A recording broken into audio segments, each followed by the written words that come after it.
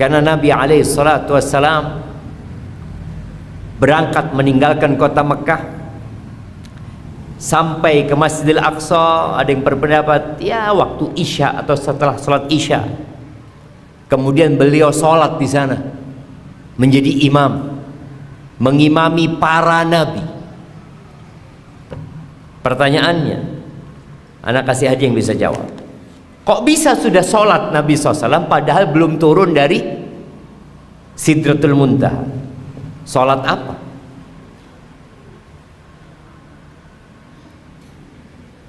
Jemaah, Nabi jadi imam. Ada yang berpendapat Nabi jadi imam sholat subuh setelah turun dari Sidratul Muntaha, menjadi imam buat para nabi. Ada yang mengatakan tidak. Nabi sebelum ke Sidratul Muntaha, sebelum Mi'raj, Nabi alaihi salatu wasallam sudah sholat dan beliau menjadi imam. Dan beliau menjadi imam sebagai pertanda bahwa beliau penutup para nabi dan beliau Sayyidul Anbiya wal Mursal. Memang peristiwa Isra dan Mi'raj adalah peristiwa yang sulit diterima oleh akal orang-orang yang tidak beriman.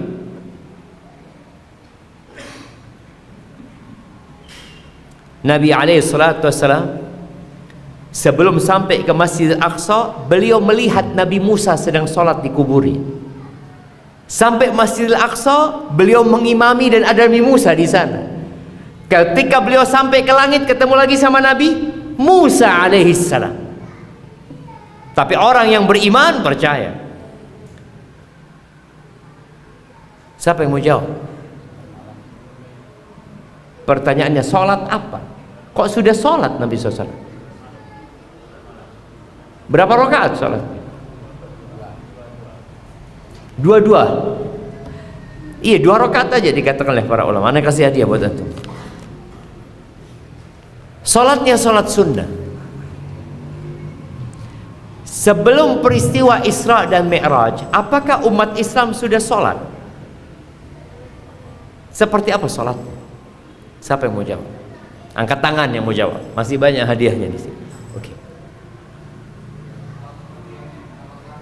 Sholat berapa rakaat? Kapan sholatnya?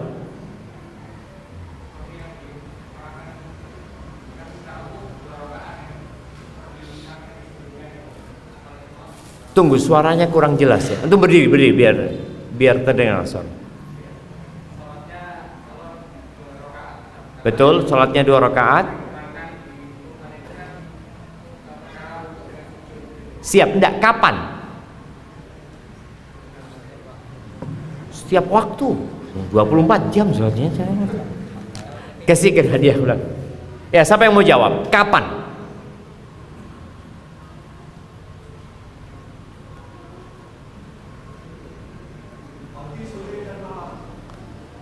Pagi, sore, dan malam. Makan itu jamaah. Iya. Kasihkan hadiahnya kau. Salatnya itu sebelum terbitnya matahari. Jadi bukan pagi, subuh. Dan sebelum terbenamnya matahari, asar. Di surat Thaha ayat 130 Allah mengatakan wasabbih bihamdi rabbika qabla tulu'is syamsi wa qabla ghurubiha. Sebelum terbitnya matahari dan sebelum tenggelamnya matahari. 2 rakaat. Dan ada sholat malam. Tapi sholat malam ini tidak terbatas. Yang jelas 2-2. Allah Azza wa Jalla mengatakan ya ayyuhal muzammil qumil laila illa qalila. Dan Nabi alaihi salatu wassalam ketika sholat di Masjidil Aqsa menjadi imam. Dan ingat ya, Masjidil Aqsa itu bukan yang kubahnya emas. Soalnya kalau kita melihat gambar, kita berpikir kubah emas itu Masjidil Aqsa. Masjidil Aqsa itu adalah lokasi yang luasnya kira-kira 14 hektar. Jadi kalau kita ngelihat gambar itu ada benteng.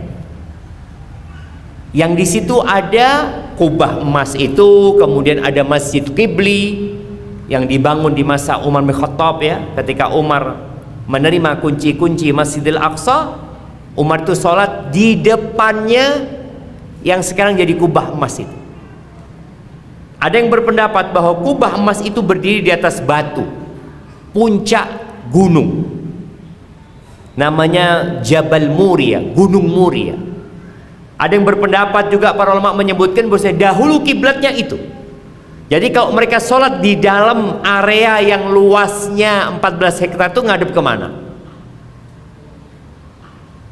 Ka'bah belum ya, ngadep kemana? Dikatakan ngadepnya ke situ. Dan Rasul Sallallahu Alaihi Wasallam sejak turunnya perintah sholat ini kiblatnya Masjidil Aqsa. Jadi selama di kota Mekah beliau ngadep ke Masjidil Aqsa.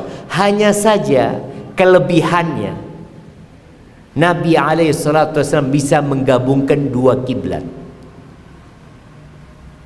Di mana Ka'bah, di mana Masjidil Aqsa, beliau akan cari siku atau sisi yang menghadap ke Masjidil Aqsa. Jadi dapat dua kiblat. Tapi ketika hijrah ke kota Madinah nggak bisa, karena arahnya berlawanan. Masjidil Haram ada di arah selatan, Masjidil Aqsa ada di arah utara, nggak mungkin. Dan kembali kepada sholat ini, bahwasanya kewajiban sholat sudah ada. Para nabi buktinya semua sholat, bermakmum kepada Nabi Muhammad SAW, bahwa sholatnya, gerakannya kurang lebih sama. Ada berdiri, ada ruku, ada i'tidal, dan ada sujud. Dan Nabi mengimami mereka. Ahibati fillah, berkaitan dengan pesan yang seharusnya umat Islam di berbagai penjuru dunia merenungkan dan menghayati pesan tersebut. Satu-satunya amal ibadah yang disyariatkan oleh Allah di langit itu ya sholat ini, di mana Nabi SAW harus berangkat meninggalkan Mekah menuju ke Masjidil Aqsa. Naik apa? Naik buruk. Anak kepingin tanya, buruk itu seperti apa? Antum. Nah,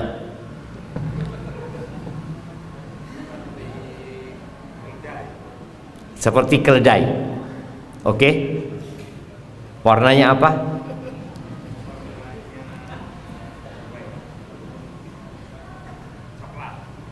Warnanya coklat.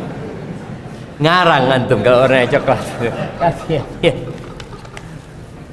Nah, iya, yang sebelahnya putih. Oh betul, putih. Kasih hadiahnya. Iya, dia binatang. Buruk itu dabah, mirip keledai. Di atasnya keledai, di atasnya baglah, di bawahnya kuda. Baglah itu campuran kuda sama keledai, bighal yang disebutnya. Warnanya putih, tidak punya sayap. Ana masih ingat waktu anak SD, ana main ke rumahnya tetangga. Di rumah tetangga itu ada lukisan buruk, ada sayapnya, warnanya putih, kepalanya perempuan, manusia kepalanya. Antum pernah lihat? Kalau lihat di Google ada sekarang. Dan itu ada di rumah seorang muslim. Siapa yang membuat gambar itu? Buruk itu tidak terbang, tapi buruk itu meletakkan kakinya sepanjang dia memandang. Jadi lompat jemaah. Ketika kelihatan ujung gunung apa di belakang kita? Gunung Raung, maka dia akan sampai situ. Jadi bukan terbang, tapi lompat. Ketika Nabi SAW hendak naik buraq, buraq ini seperti tidak mau dinaiki. Maka Jibril menegur buraq ini. Engkau tahu betul, tidak ada satupun yang pernah menunggangimu yang lebih baik dari Muhammad SAW. Itu buraq langsung berkeringat.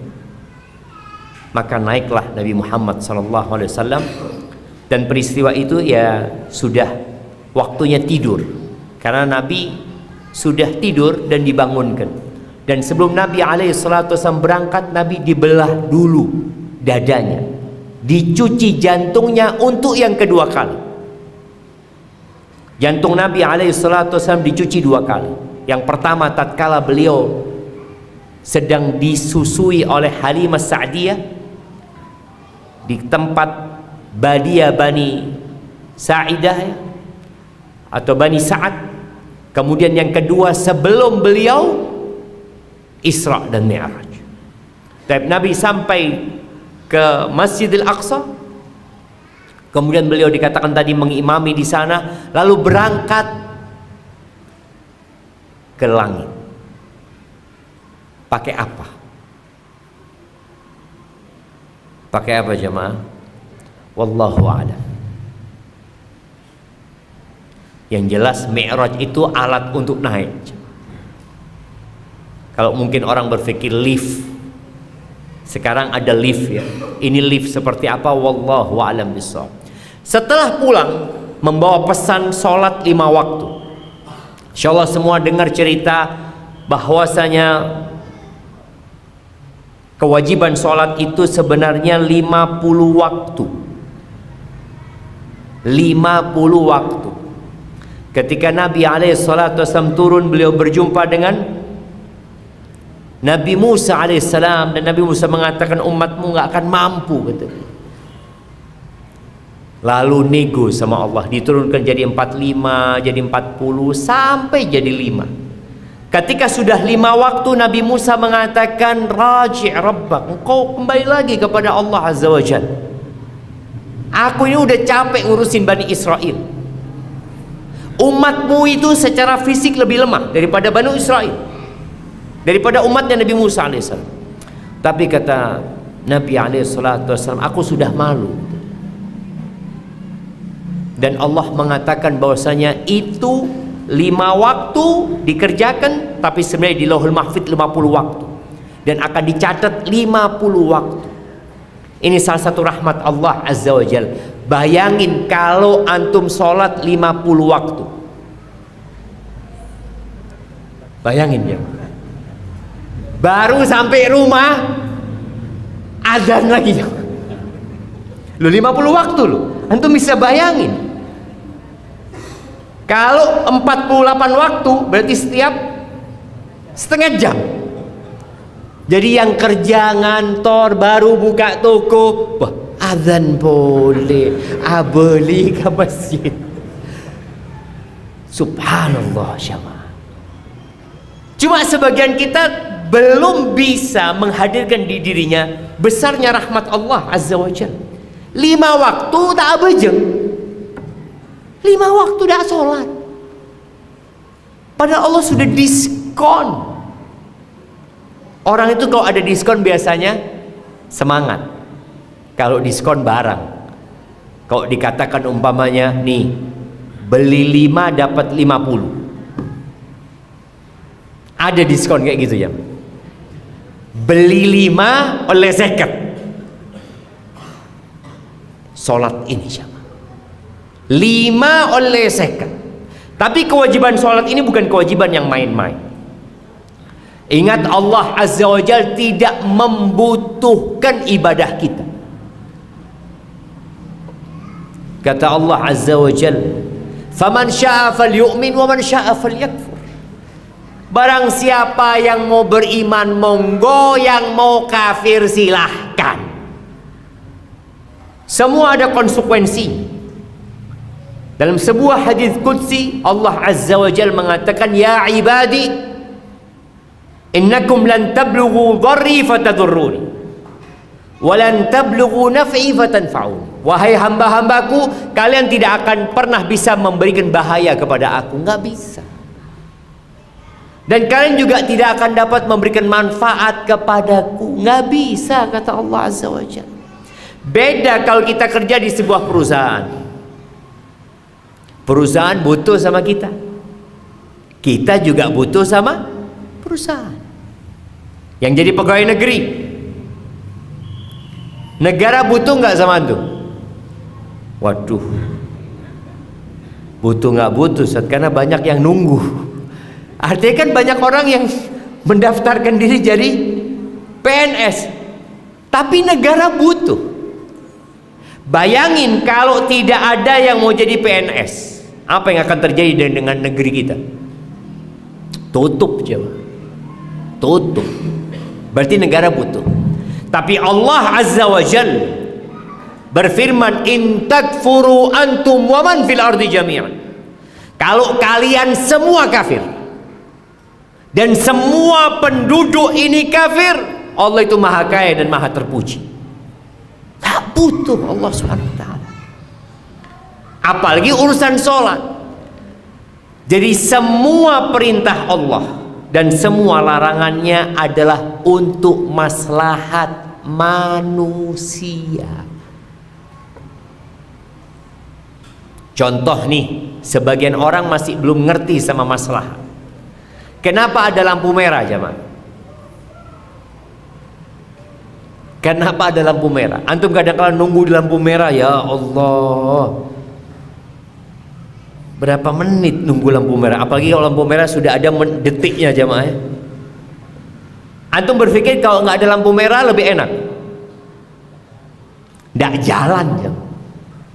Kalau nggak ada lampu merah, malah mobil semua ini jadi satu, nggak jalan. Tapi kan sebagian manusia karena akalnya yang dangkal, dia beranggapan itu mempersulit. Tidak. Ini salah satu contoh aturan yang dibuat oleh manusia. Bagaimana dengan aturan yang dibuat oleh Sang Pencipta? Manusia itu tercipta dari dua unsur. Yang satu namanya tanah, yang satu namanya ruh. Kalau ruh ini pergi, walaupun antum ganteng, walaupun badannya antum bagus, kira-kira apa gunanya? Ada gunanya? Pak berema bi orang-orang jamaah. Mate ekobur. Teka genteng, genteng nih Ustaz. Kubur. Tidak ada ruhnya. Tidak ada. Sebagian manusia sibuk memperindah tanah, lupa dengan ruh. Dan sholat ini untuk memperindah ruh. Manusia tidak akan bahagia, manusia tidak akan damai kalau dia tidak sholat. Dan Allah bikin sholat ini 5 waktu.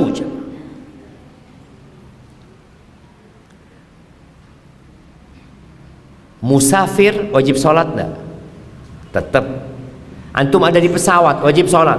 Pakun wajib. Naik kereta wajib. Naik bis wajib. Naik kapal laut wajib. Tidak ada ceritanya ambu sholat. Orang sakit di rumah sakit opname, dia nggak bisa bergerak apa-apa, wajib sholat enggak? Wajib sholat. Ini kebutuhan ruh antum. Orang lumpuh, kedua kakinya tidak bisa digerakkan, tangannya juga nggak bisa digerakkan, dia hanya bisa berbicara dan bermain dengan matanya, wajib nggak sholat? Wajib. Dalam kondisi damai seperti sekarang, dalam kondisi perang sedang berkecamuk, wajib sholat apa enggak? Tetap wajib. Karena ini berkaitan dengan ruh kita yang membutuhkan sholat.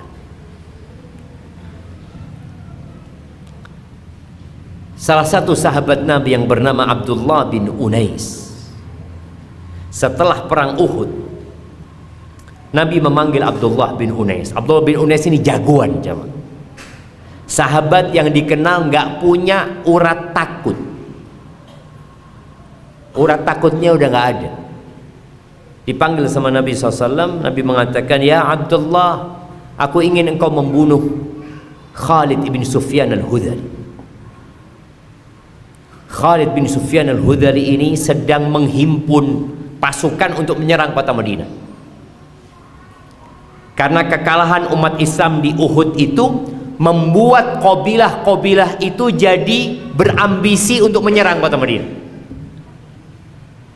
Jadi setiap kabilah akan bikin kekuatan sendiri untuk menyerang kota Madinah. Maka sebelum kekuatan itu terhimpun, provokatornya ini harus dibunuh. Maka Nabi SAW menyuruh Abdullah bin Unais untuk membunuh dia. Lokasinya dia sedang menghimpun pasukan di kota Mekah di dekat Arafah sana. Maka Abdullah bin Unais tanya, "Ya Rasulullah, sifhuli." Tolong ya Rasulullah, gambarkan dia seperti apa orangnya. Karena nggak ada fotonya. Kalau sekarang kan kasih tahu nih fotonya nih orangnya. Ini bunuh orang ini. Dulu nggak ada.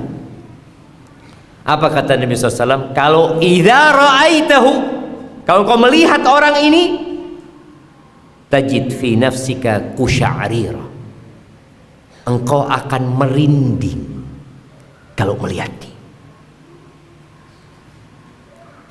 Ini Abdullah nggak pernah takut, jemaah. Ya Rasulullah kata, maksudnya dia, kamu nggak pernah takut sama orang gitu. Iya, tapi kalau kau ngelihat ini, ka'annaka ra'aita syaitan, engkau kayak ngelihat setan. Gagah besar orangnya, atau wajahnya mungkin buruk, jemaah. Berangkat jemaah dari kota Madinah menuju ke Mekah. Sampailah di lokasi yang diterangkan sama Nabi SAW. Ketemu sama Khalid, dia sedang bersama para perempuan sedang mau buat tenda. Kata Abdullah bin Unais, ketika aku melihat orang ini, betul yang diucapkan Nabi SAW, merinding. Berarti ini orangnya sudah, nggak ada lainnya. Dia nggak pernah merinding ngelihat orang, ngelihat ini merinding. Akhirnya pada waktu itu sudah masuk waktu asar, kata Khalid. Maka aku sholat dalam kondisi berjalan. Sholat dalam kondisi berjalan, takut dia nggak bisa membunuh Khalid ini nantinya. Dan proses membunuhnya mungkin butuh waktu yang cukup lama. Nanti akhirnya dia nggak sholat. Akhirnya dia sholat dalam kondisi berjalan. Ketika beliau sampai di depan Khalid bin Sufyan al-Hudhali, dia mengatakan, "Aku dengar engkau sedang mengumpulkan pasukan untuk menyerang orang ini." "Iya," kata dia, "aku mau bergabung," kata dia. "Oh, ahlan wa sahlan wa marhaban." Jalanlah jamaah. Ketika jalan lagi ngobrol enak ini itu, dipenggal kepala jamaah. Ada riwayat yang mengatakan kepalanya dibawa ke kota Madinah, tapi riwayat itu lemah. Tapi yang jelas tadi, bagaimana sholat itu tetap dikerjakan dalam semua kondisi. Dan Allah menginginkan kemudahan buat kita. Oleh karena itu, yang nggak bisa sholat berdiri, duduk. Nggak bisa duduk, rebahan. Harus wudhu, ya harus wudhu. Yang nggak bisa wudhu, tayamum. Dan sholat ini yang pertama dihisab pada hari kiamat. Awwalu ma yuhasabu bihil abdu yawmal qiyamah as-salat. Yang pertama dihisab dari hamba ini pada hari kiamat adalah sholatnya. Kalau sholatnya benar, semua amalannya benar. Tapi kalau sholatnya nggak benar, ya udah yang lainnya berantakan. Lu Ustaz, ada fulan Ustaz, Ramadan puasa 1 bulan Ustaz, tapi sholat enggak. Ada jamaah? Lo ada. Apalagi sekarang puasa sudah jadi gaya hidup. Apa puasa yang minum saja nggak makan? IF ya, IF. Dia sudah bisa. Orang kafir pun melakukan itu. Tapi dalam agama kita, ini ibadah puasa. Dalam rangka mendekatkan diri kepada Allah, bukan dalam rangka sehat. Ada orang-orang yang di bulan Ramadan puasa tapi tak abejeng. Ana pernah melihat di salah satu restoran di Jember, ketika ana beli makanan untuk berbuka, telat jemaah, sampai azan. Ini orang makan, akhirnya kita sholat di musola. Ana tanya sama penjaganya, ini buka bersama sering? Oh sering. Terus mereka sholat maghrib? Enggak, kata dia.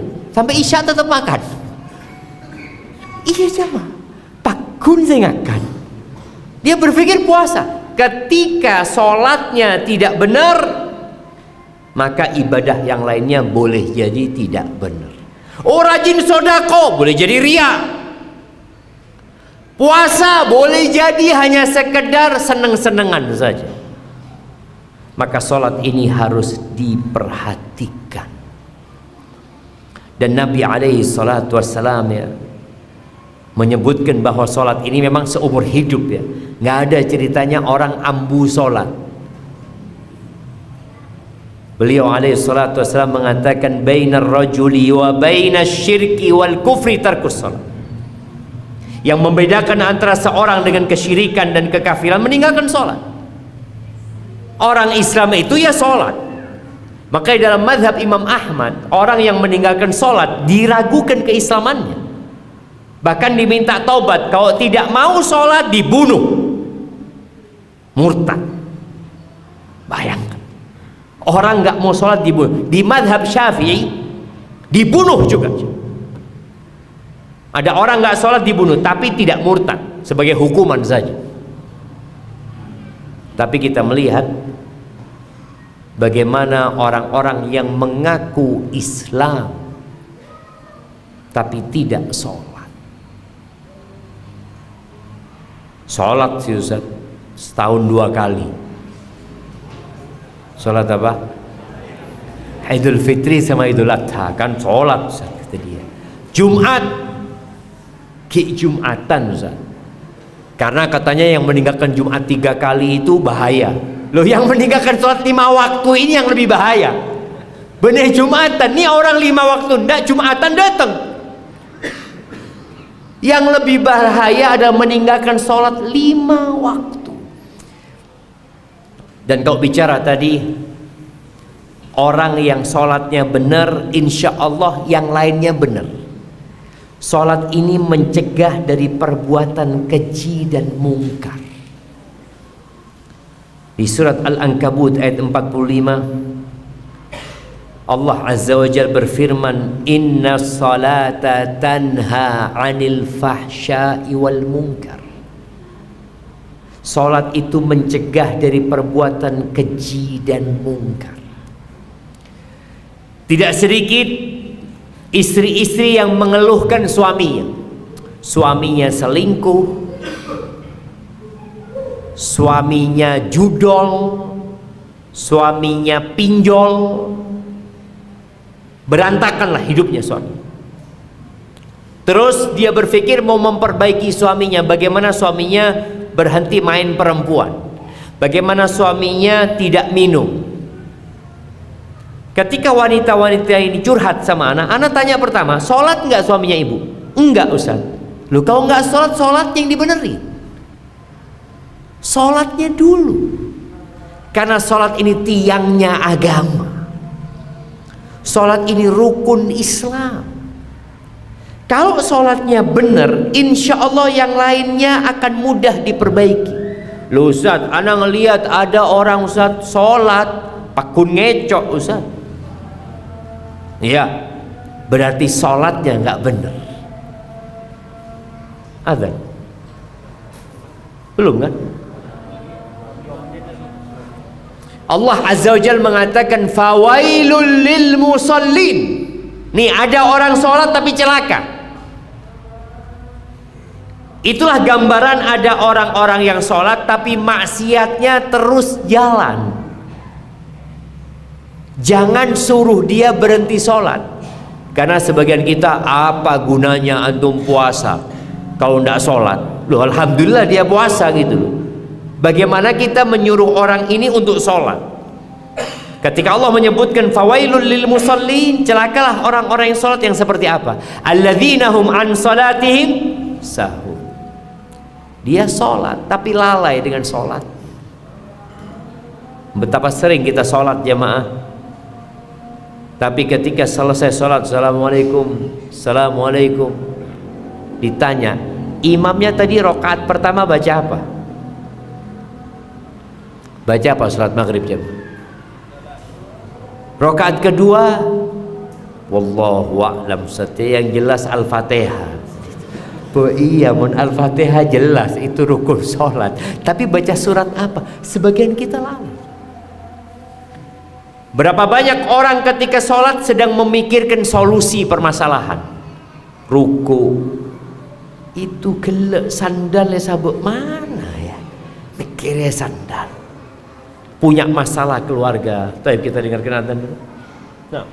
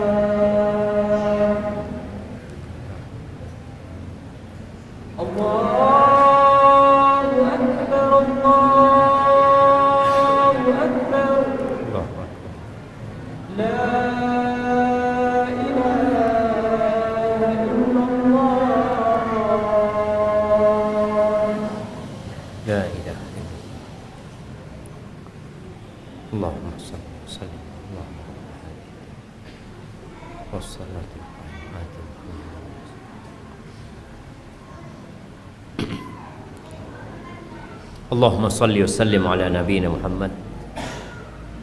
Kita baru saja mendengarkan panggilan sholat yang dalam sehari 5 kali. Kebutuhan manusia minimal 5 waktu itu kepada sholat. Kalau makan, kita berapa kali makan? Umumnya orang makan 3 kali. 2 kali cukup? Cukup kadang kala.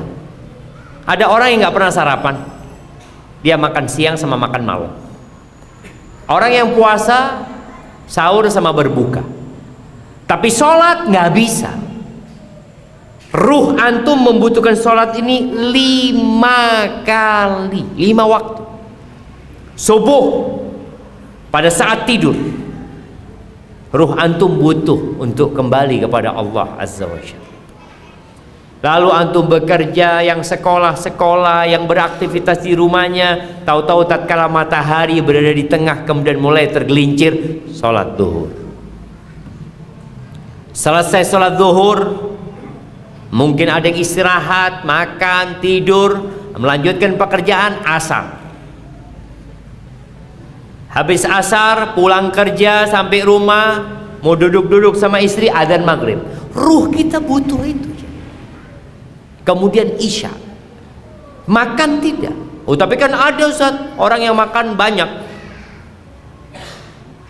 makan pagi, siang sama malam. Di antara itu nyemil Ustaz. Ah, sholat pun ada nyemilnya.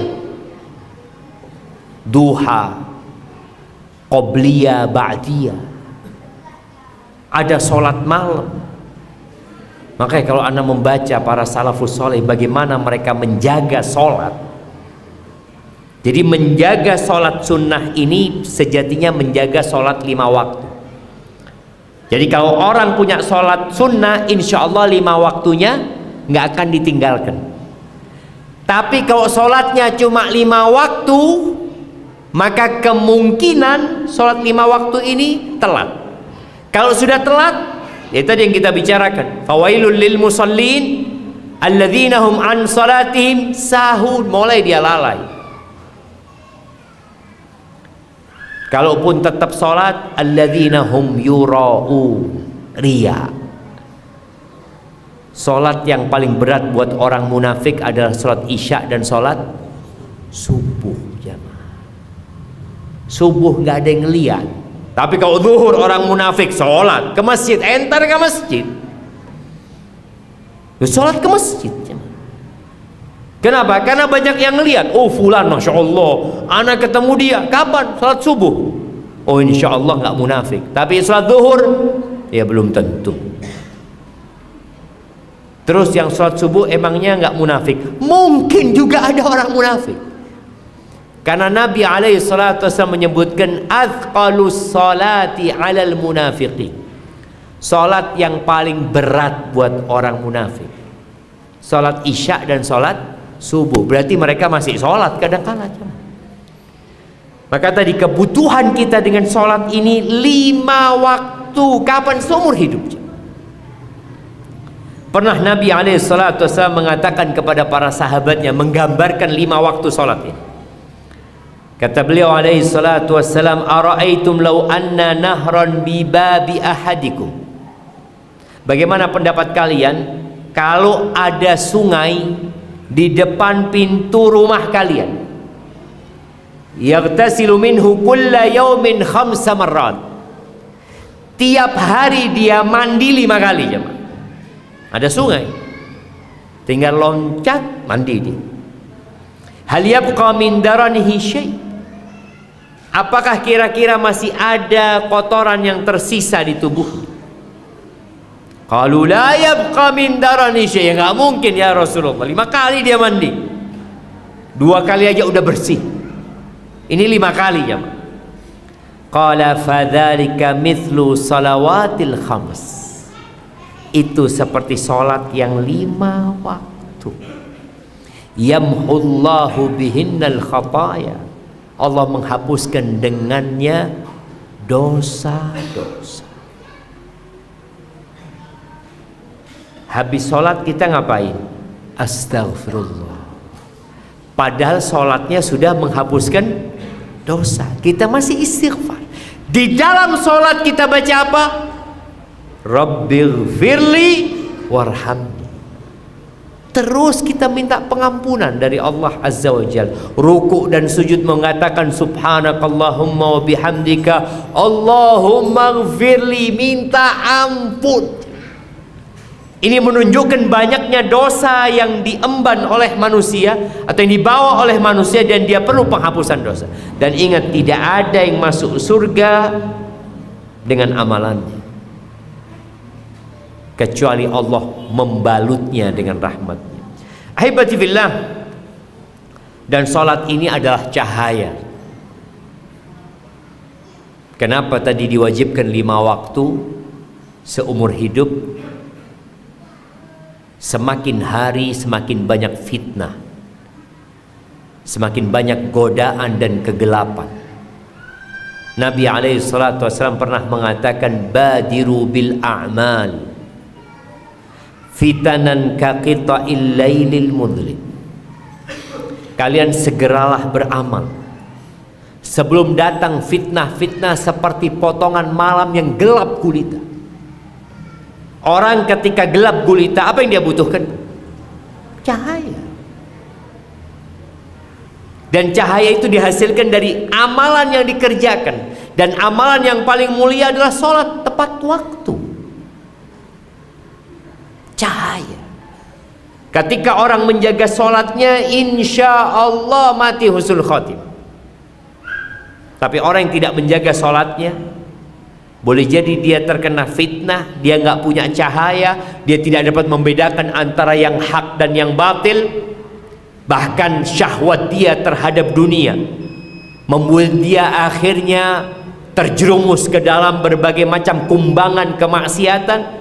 Sampai kata Nabi SAW, yusbihur rajulu mu'minan wa yumsi kafiran, wa yumsi mu'minan wa yusbihu kafir. Ini orang sore harinya beriman, pagi harinya sudah murtad kafir.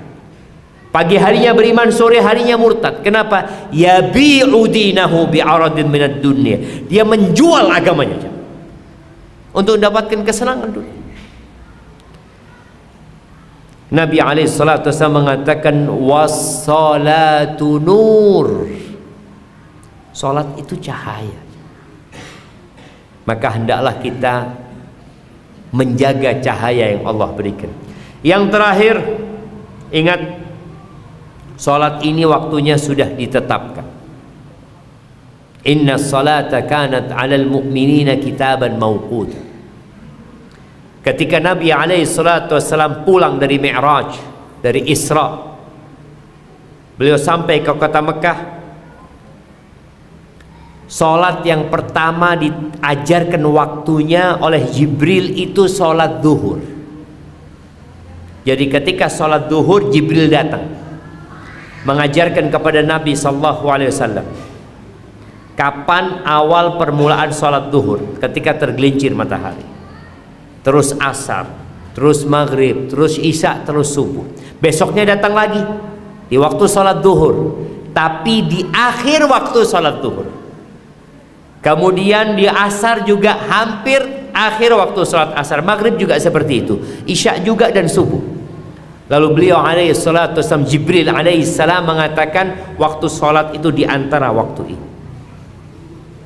Orang yang salat zuhur jam 9 diterima enggak jamaah? Dia mau salat, masa diazab? Ustaz, anak salat, anak enggak mencuri Ustaz. Ya enggak diterima. Salat pun ada aturannya. Waktunya telah ditetapkan, dan salat ini mengajarkan kepada muslim disiplin. Kalau antum salat zuhur sebelum azan, ya Ustaz, cuma tinggal 7 menit azan Ustaz, ana soalnya mau jalan gitu loh, ya bismillah ana salat lah. Masa nggak diterima sama Allah? Nggak diterima. Salat maghrib setelah azan isya kan sama-sama malam Ustaz, nggak bakal diterima. Subuh, ada orang salat subuh, ana ini ada acara keluar kota jam 3 Ustaz, jadi anak ya sekalian sholat malam, sholat subuh Ustaz. Nggak diterima. Inna salata kanat 'alal mu'minina kitaban mawquta. Maka ahibati fillah, kalau antum punya masalah, apapun masalahnya, larilah ke sholat. Yang paling utama sholat itu yang wajib. baru yang sunnah-sunnah. Nabi Muhammad alaihi salatu wassalam, idza hazabahu amrun laji'a ila salat. Kalau beliau punya masalah, maka beliau akan lari ke salat. Dan Allah mengatakan, ya ayyuhalladzina amanu ista'inu bis-sabri was-shalah. Wahai orang-orang beriman, minta tolonglah kepada Allah dengan menahan diri, dengan sabar dan mendirikan salat. Kita hidup di masa yang penuh dengan fitnah, di mana generasi mudah curhat, di mana status. Bikin status, bikin status, bikin status. Engkau cukup statusmu diketahui Allah Subhanahu wa taala. Dan posisi terdekatmu dengan Allah kapan? Ketika sholat. Dan ketika sujud. Disitulah engkau curhat, minta sama Allah Azza wa Jalla. Dengan cara itu insya Allah hidup kita akan lebih baik. Allah akan menghapuskan dosa-dosa, akan menjadikan kita diangkat derajatnya dan menjadikan muslim orang yang disiplin, dan semua masalah insya Allah bisa dihadapi. Bukan berarti kalau antum sholat antum jadi kaya jemaah ya, enggak. Jangan sampai ada berpikir anak sudah sholat Ustaz, soft pertama Ustaz, tapi Pak Kun miskin Ustaz. Itu fulan tak pernah bejeng, banyak pesen Ustaz. Apa kemudian antum ambu abajeng? Saya kamu gitu ambu bayi abajeng. Rizki ini jamaah, rizki ini tidak diberikan kepada orang muslim saja, bukan diberikan kepada orang yang taat. Allah berikan dunia kepada orang-orang kafir sebagai ujian buat mereka dan fitnah, yang kemudian mereka akan lupa dari mengingat Allah, lupa dari mendirikan sholat, disibukkan dengan dunia mereka. Barakallahu fiik. Itu yang dapat kita kaji pada kesempatan kali ini. Kalau sudah ada pertanyaan yang masuk, kalau tidak anak akan kasih hadiah dulu sama. Ini ada Al-Quran medis ya, Pak.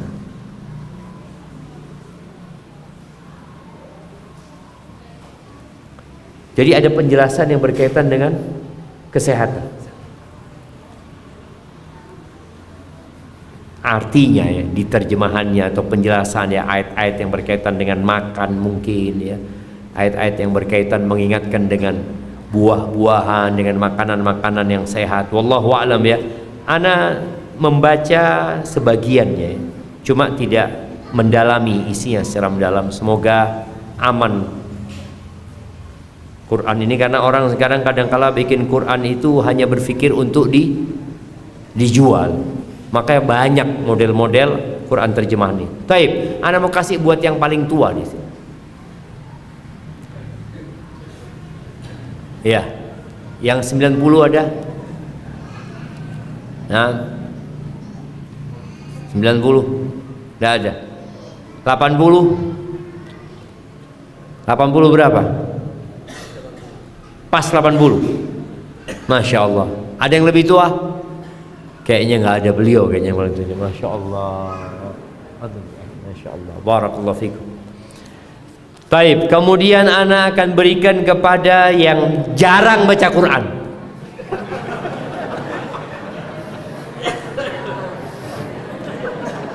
Nah, siapa yang bulan ini tidak baca Quran sama sekali?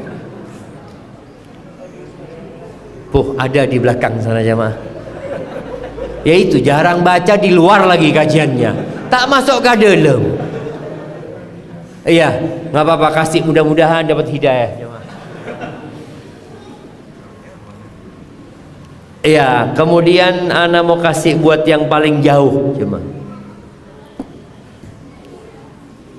Nah, apa nih? Barakallah. Hayyakumullah. Yang paling jauh mana? Dari mana? Jalan Tancak Kembar. Oh, jalannya bener dari Tancak Kembar. Wah, ada Romain Tancak Kembar. Jalan Tancak Kembar. Iya, ada yang lebih jauh. Mana? Mana? Tanggul. Sumber baru. Jauhan mana sama Tanca? Ada jalan tembus. Yang mana sumber baru kasih ini, yang Tanca kasih ini. Nah, fadhal. Iya, kirimkan ke belakang. Yang sumber baru kasih Quran itu. Baik.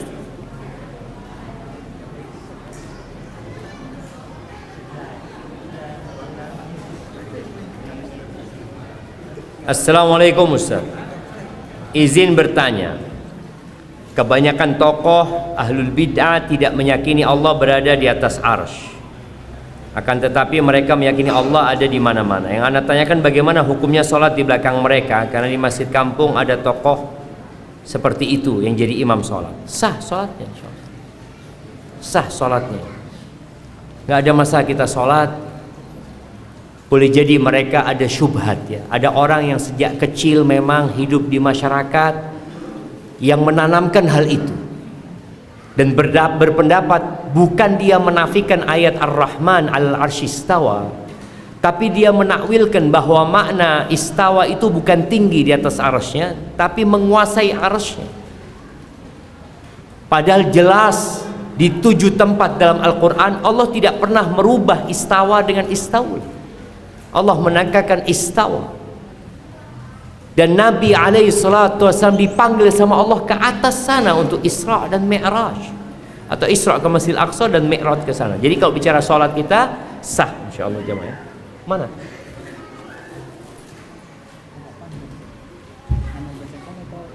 Sini lah Anda baca.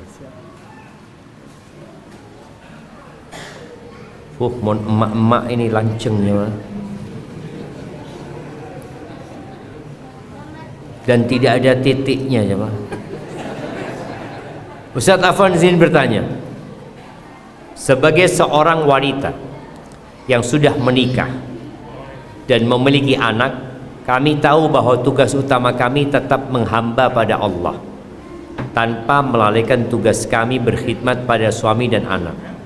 Namun Ustaz, dalam perjalanannya semua tidak semudah harapan kami Ustaz.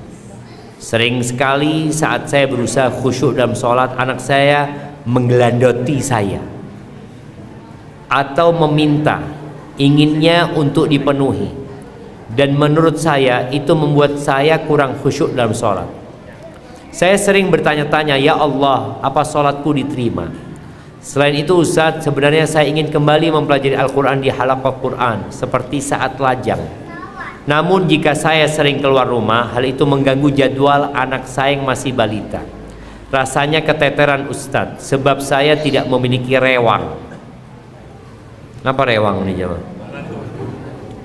Kadang saya berpikir dulu sebelum menikah begitu mudah mengatur waktu untuk menuntut ilmu.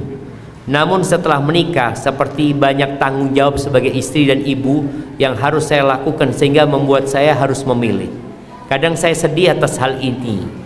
Namun di sisi lain saya juga tahu Ustaz, wanita bisa masuk surga dari pintu mana saja jika suaminya ridha dan berdiam diri di rumah, berkhidmat kepada suami dan keluarga.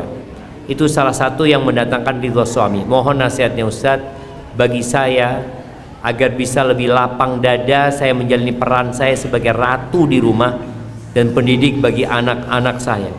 Masya Allah. Iya. Yang pertama berkaitan dengan anak ya. Di sini perlunya kita menjalankan sunnah Nabi SAW, menjalin hubungan baik dengan tetangga, sehingga waktu kita mau sholat kita bisa titip anak. Itu salah satunya. Kemudian yang kedua, kalau suami punya perlu nggak ada rewang, anak bisa titipkan ke tetangga. Nanti sudah selesai ambil lagi. Tetangga juga kayak gitu. Ini solusi sosial yang perlu kita hidupkan kembali, karena dalam agama kita Islam mengajarkan perhatian kepada tetangga. Bahkan dulu tetangga itu kadangkala makan di rumah tetangganya. Tetangganya masak, dia datang ambil nasinya bawa ke rumahnya. Apalagi dulu dapur itu di luar rumah. Kalau antum masih ada di kampung sekarang kan, dapurnya itu terpisah dari rumah, di luar. Masih pakai tungku ya. Kadang-kala tetangga itu datang tahu-tahu ndik nase, alhamdulillah ngalak sudah. Makan dia seperti itu. Nah, ini yang perlu dihidupkan kembali. Kemudian yang kedua, bagi seorang wanita yang di rumah, usahakan tidak menunda-nunda waktu sholat. Pada saat anaknya tidur, sebagian ibu itu berpikir mau bersih-bersih, berpikir mau melakukan aktivitas yang belum dia kerjakan. Maka tolong prioritaskan sholat. Kemudian yang ketiga, berkaitan dengan anak yang gelandoti ibunya, Rasulullah SAW sholat itu kadangkala bawa cucunya. Pernah beliau membawa Umamah, dibawa jemaah sholat, jadi imam nih, digendong. Tapi pastikan anaknya suci. Maka sang ibu tadi boleh dia sholat gendong anaknya, supaya tadi kalau anaknya memang nangis dan nggak bisa ditaruh, saya sudah ditengok. Apalagi gelandoti anaknya Nabi SAW pernah sujud dibuat kuda-kudaan zaman di masjid. Padahal sekarang mau beda orang nyambi anak ke masjid, apa kata orang? Ganggu ini sampai mulai apa? Dulu ganggu sama anak-anak itu memang. Tapi karena mereka tahu ini dalam proses pendidikan, nggak ada masalah. Tapi usahakan jangan sampai ya mengganggu yang lainnya. Kalau bisa tadi ya dibawa, didekatkan dia kepada bapaknya ya. Baik, kemudian buat para wanita, pernah ada seorang tanya kepada seorang syekh. Dia mengatakan, "Syekh, kenapa aku kehilangan nikmat ibadah yang dulu aku dapatkan ketika aku masih lajang, belum nikah?" Mungkin sebelum nikah dia punya ngaji, baca Quran, punya zikir ya, punya puasa, punya sholat sunnah. Setelah dia menikah, dia kehilangan banyak ibadah-ibadah itu. Apa pertanyaan syekh ini? Bagaimana sikapmu sama suamimu? Heran perempuan ini. Syekh, ana ngomong masalah ibadah, apa urusannya sama suamiku? Kata Syekh, Rasul sallallahu alaihi wasallam bersabda, "Wala tajidul mar'atu halawatal ibadah hatta tuaddiya haqqa zawji." Seorang istri itu tidak akan merasakan nikmat dan lezatnya beribadah sampai dia menunaikan hak suaminya.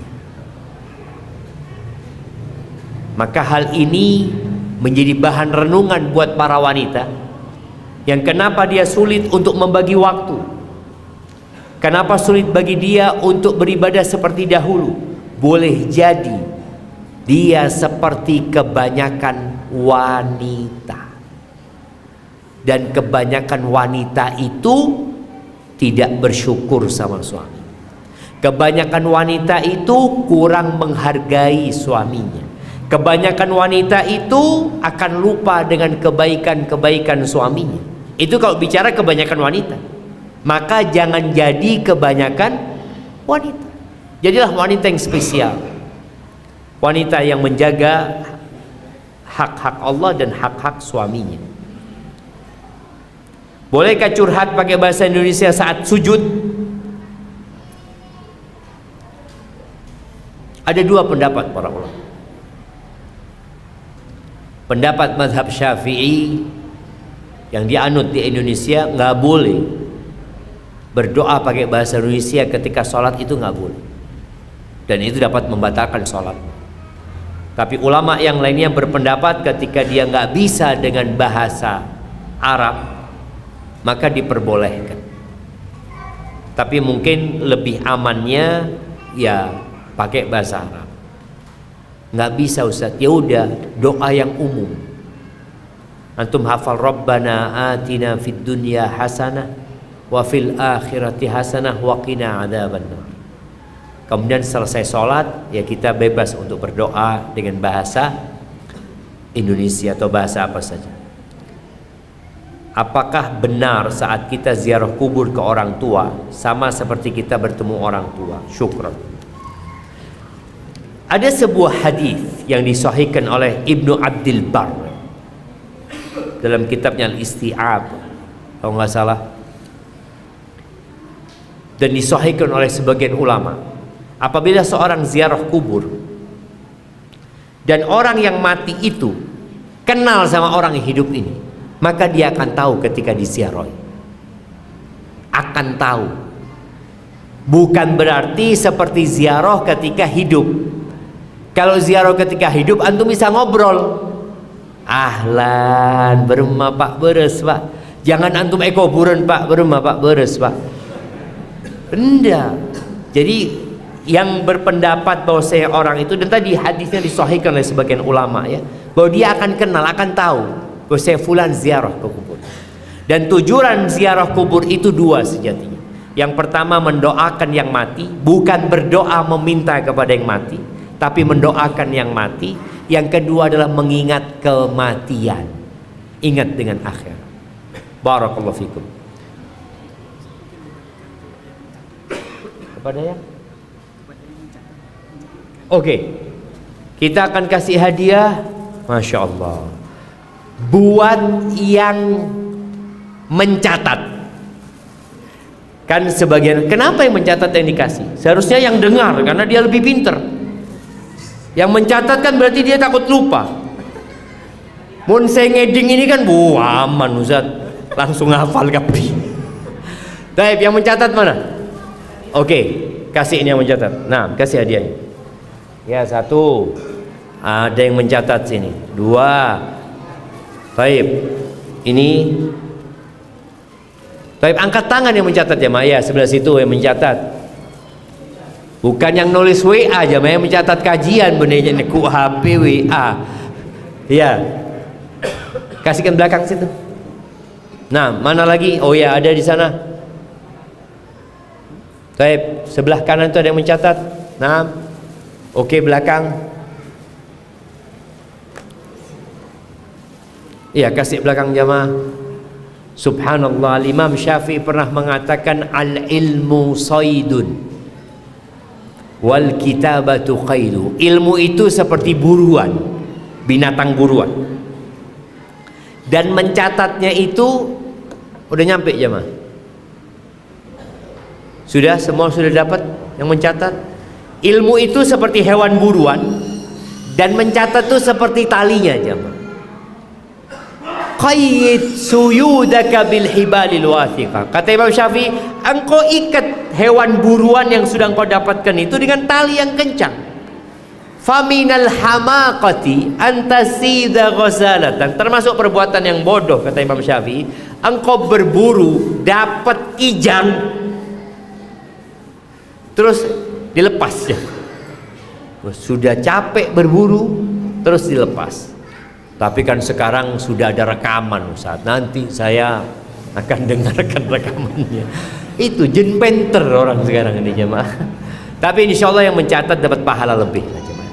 Dia sedang mencatat dalam kitab dia yang akan dia baca pada hari kiamat nanti. Barakallahu fiik. Yang benar dari Allah Azza wa Jalla, yang salah dari diri anda sendiri. Allah dan Rasul yang terbebaskan dari kesalahan itu. Bagi para jamaah yang sudah dengarkan kajian, tolong ajak orang lain untuk mendengarkan kajian. Tolong ajak mereka untuk sholat jamaah, karena banyak orang-orang berbuat jahat disebabkan ada pembiaran dari kita. Kita tidak melakukan amar ma'ruf nahi munkar.